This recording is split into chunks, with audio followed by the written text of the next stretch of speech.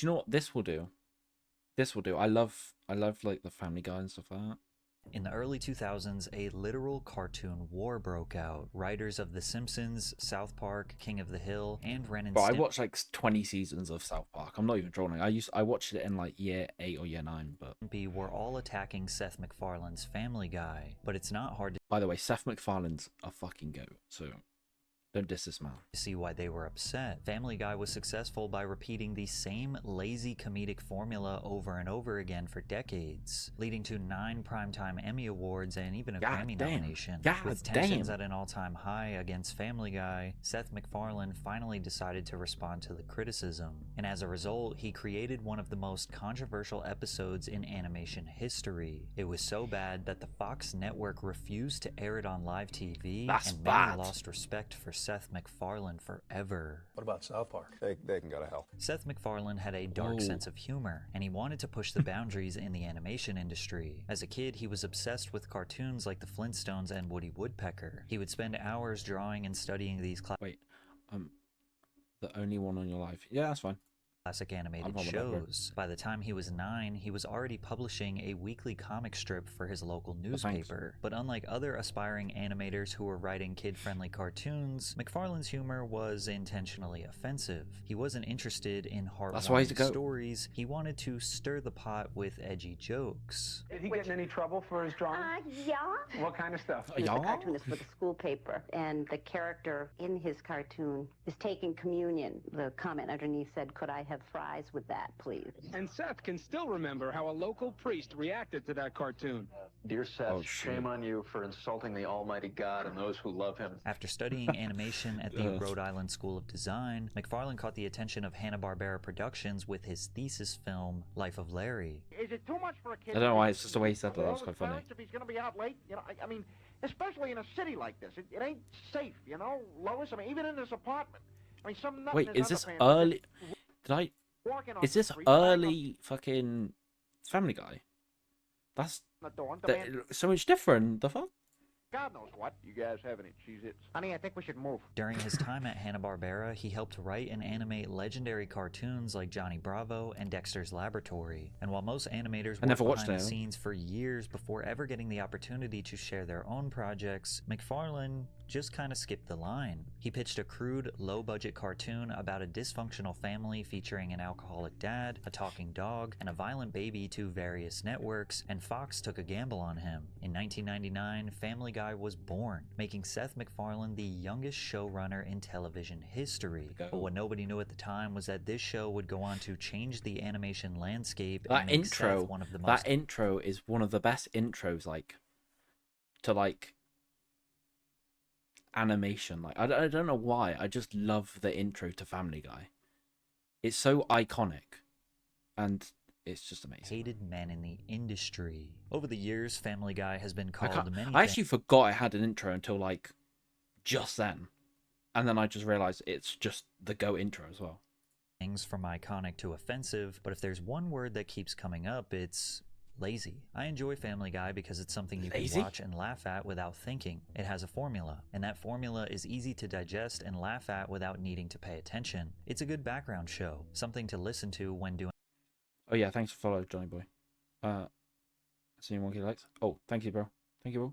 Thank you, bro. Like something else. If you're going to expect a story, don't try to expect it from Family Guy. That's missing the point. Much of the criticism towards Family Guy is that the show has a repetitive formula, and once you see it, you can't unsee it. A large amount of the episodes are basically Peter does something stupid, Brian and Stewie go on some weird side quest, Meg gets bullied for no reason, and every few minutes they put in a random cutaway gag that has absolutely nothing to do with the story. I thought I could deal with being blind at first, but I don't know. I haven't felt this out of place since that week I lived with Superman. We must stop Lex Luthor before he irradiates the world's supply of gold. Hi, sorry, I know you got a meeting going on, but, we are officially running low on Mr. Pibb and Cheez-Its. Just putting it out there, if you're heading to the store later, 800-mile drive for me, 5 seconds for you. Critics believe Family Guy doesn't rely on good storytelling or... It's a skit, and it's a bit long.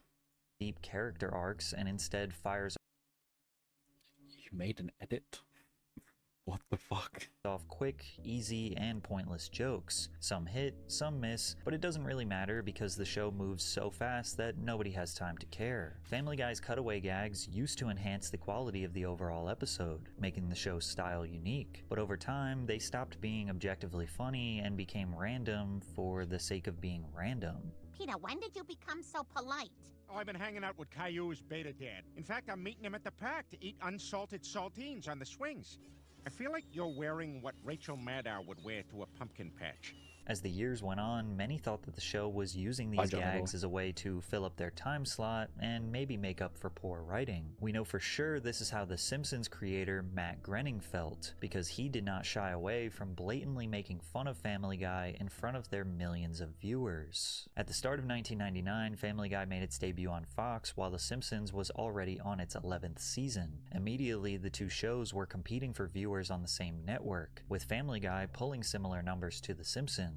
The Simpsons officially ignited the beef in the episode Treehouse of Horror. In the episode, Homer discovers how to clone himself, but his attempts were not perfect. Some of the clones came out looking off. As the camera pans across the field of cloned Homers, one of them looks like Peter Griffin. Seth MacFarlane realized that this was Groening accusing Peter Griffin of being a copy of Homer Simpson, and that accusation is not too far from the truth. The Simpsons He wanted a war. That motherfucker wanted a war. Adult animation in the mainstream, proving that animated shows could appeal to more than just kids and can oftentimes be edgy and controversial. And the genius behind the show was Matt Groening. Unlike Seth MacFarlane, who had a degree in animation, Matt Groening was just a... How can someone like Seth MacFarlane do what he does, and then, like, you know, like these Marvel and stuff like that, they can't make like an adult animation, but like say you wanted to do like a Punisher animation, yeah, they wouldn't do it. Why wouldn't they do it when they know now from what Seth MacFarlane's done, they know that it would have an audience because of Family Guy and stuff like that? Why are they so hesitant on stuff like that when they know there's an audience? There's an audience for everything nowadays. A self-taught hobbyist trying to make ends meet with his cartoons. In the late 70s, he was living in Los Angeles, barely scraping by, drawing and selling his own self-published magazine called Life in Hell. After his cartoon got the attention of Hollywood producer James Brooks, who produced talk shows and small TV shows, he asked Groening to make short animated skits for the Tracy Ullman Show, which resulted in Groening creating a batch of characters for these segments called The Simpsons. They look fucking cursed in that. They look so cursed. What the fuck? Here we have Bart Simpson, the young lad who captured the notorious... And why is their mouth like that? What the fuck? Bandit. How does it feel to be a hero? That's even more cursed. Damn good, Phil. Your family must be proud of you right now. Voice, though. Jumping up and down.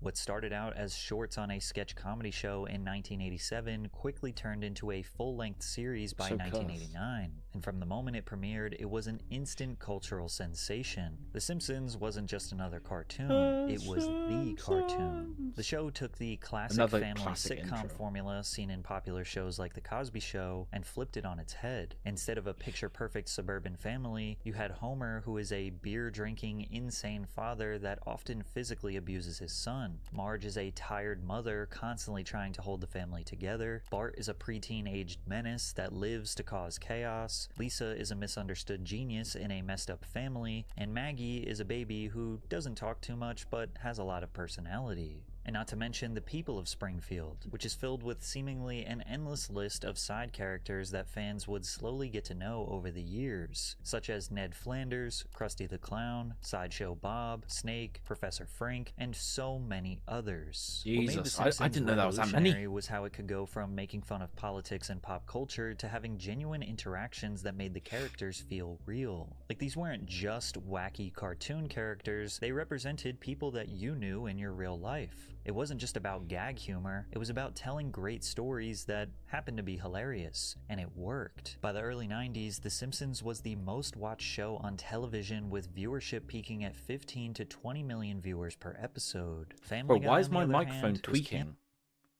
It's like I'm not saying anything, and it's like a, you know, I don't know.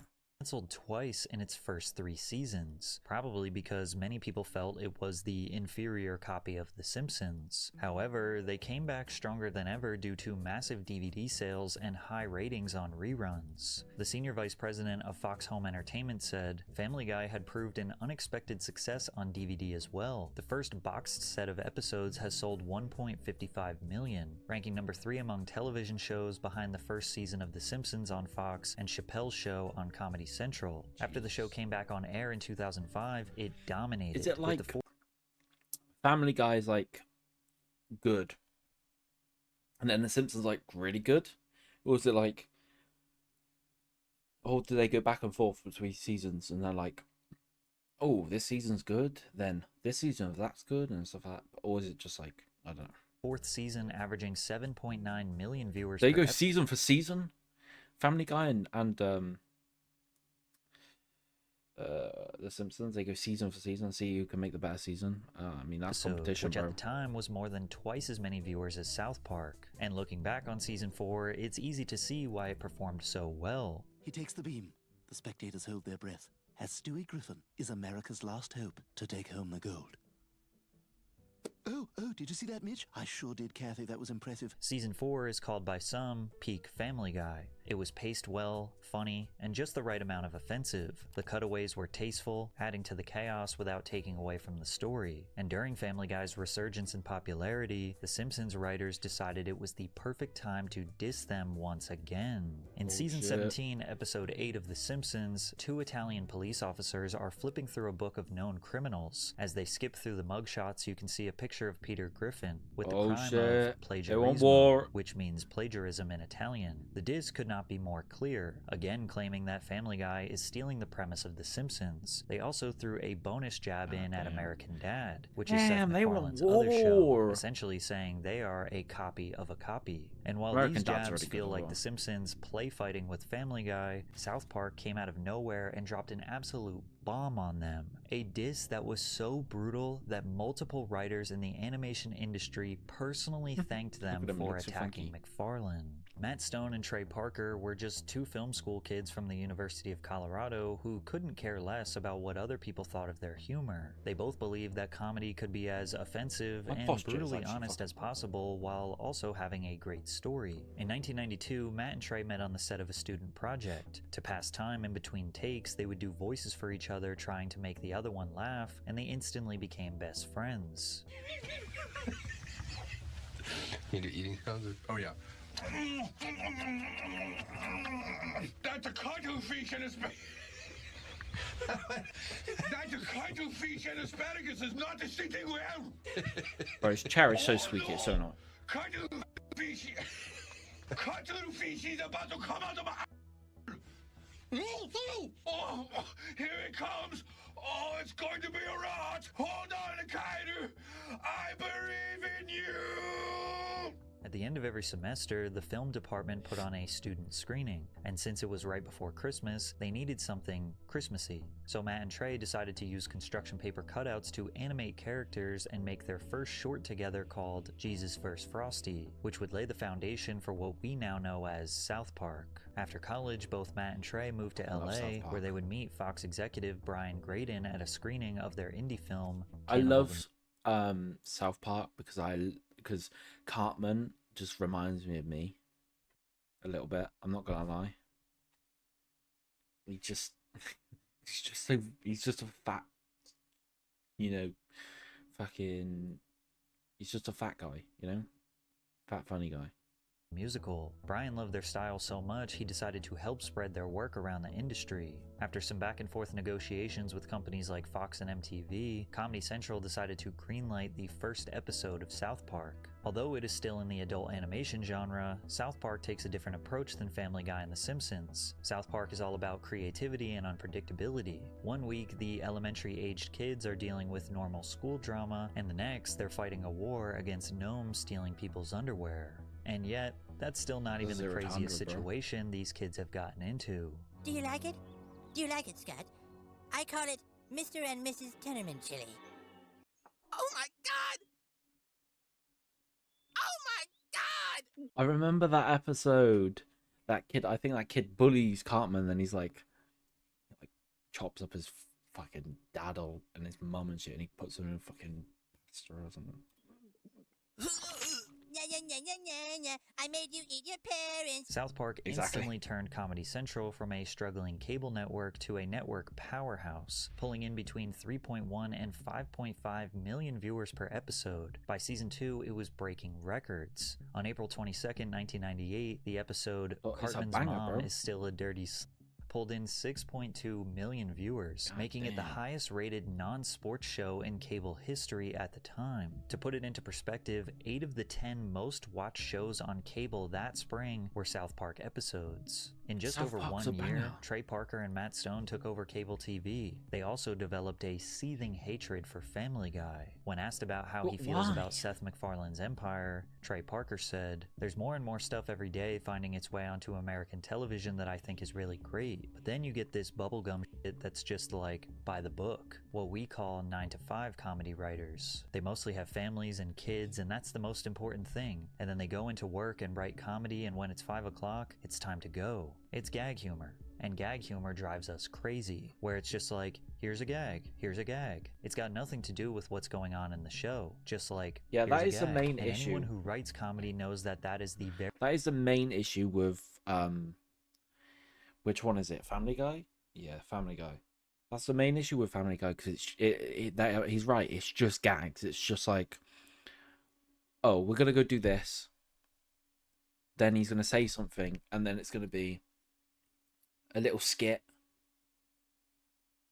And then there's, it's just gags, It's not like a story. Like, because that's the main criticism about Family Guy, is that the way it used to be is it used to have a story. It used to be interesting. It used to be like, you used to like care for like the characters, but now it's just that they all just don't care, like, very easiest, simplest thing to do, and you don't really need any talent to do it. You just need to learn the craft and do it. Similar frustrations were expressed by John Kricfalusi, the creator of the iconic cartoon Ren and Stimpy. If you're a kid wanting to be a cartoonist today, and you're looking at Family Guy, you don't have to aim very high. You can draw Family Guy when you're 10 years old. You don't have to get any better than that to become a professional cartoonist. The standards are extremely low. Tensions in the animation industry were at an all-time high, with more people speaking out against Family Guy than ever. So in 2006, Matt and Trey decided to escalate the tension to a full-blown war. South Park released a 2-part episode titled Cartoon Wars. In the episode, Cartman really wants to sabotage Family Guy because he hates their lazy gag writing.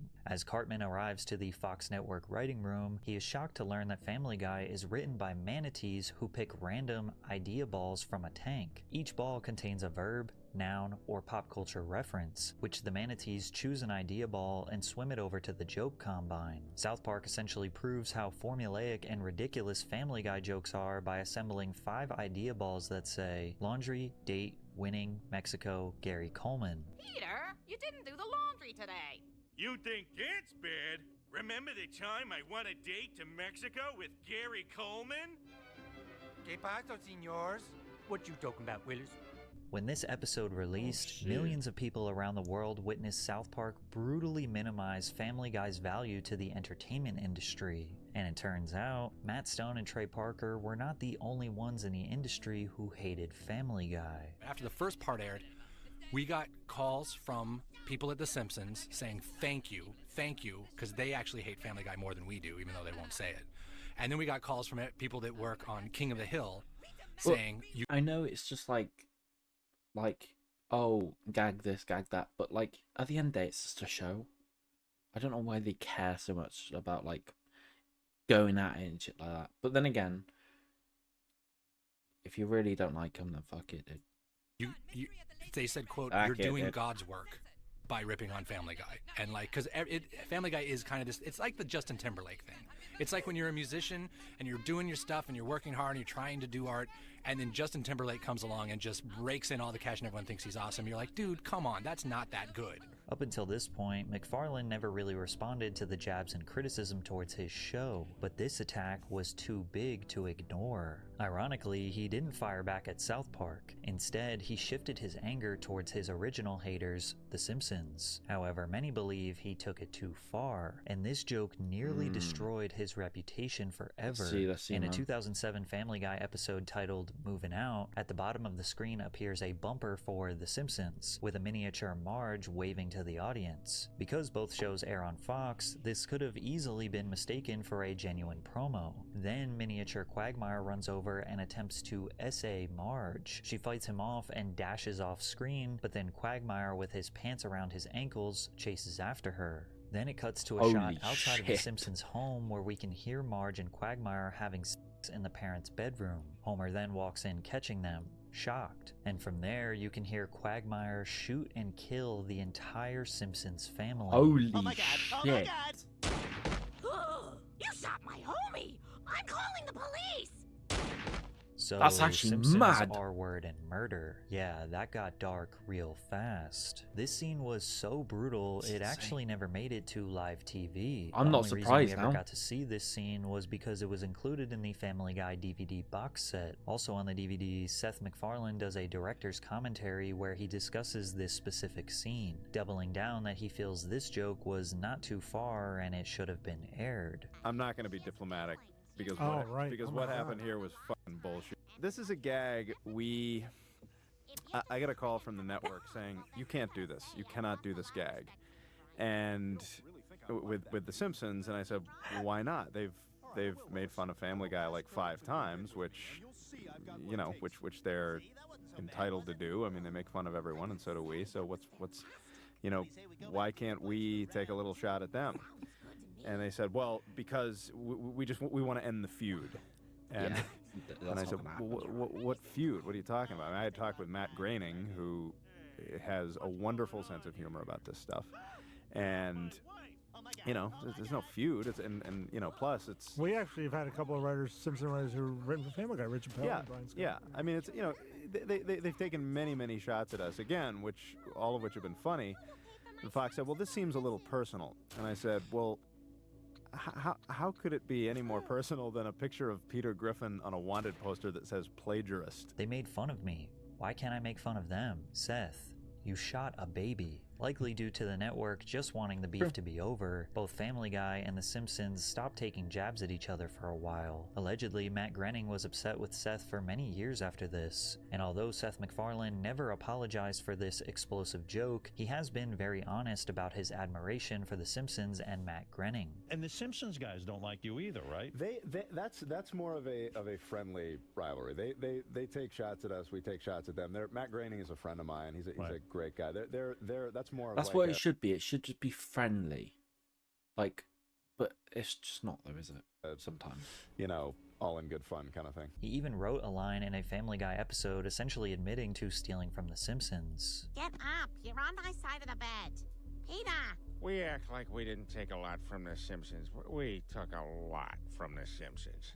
They seemed to make amends by doing an official Simpsons and Family Guy crossover episode in 2014, however there was still a tiny bit of tension behind the scenes. In the end, everyone from both camps loved it, except maybe Seth MacFarlane. The running theme of the episode was that Family Guy stole everything from The Simpsons. They made this point over and over and over and over. Apparently at some point Seth told his staff, guys, enough. It's clear that Seth MacFarlane does hold The Simpsons in high regard, but he also believes he deserves his respect. After all, Family Guy did win 9 Primetime Emmy Awards and is loved by... He deserves it because he also made Ted. Bro, he's just made some... He's been in movies, he is really good.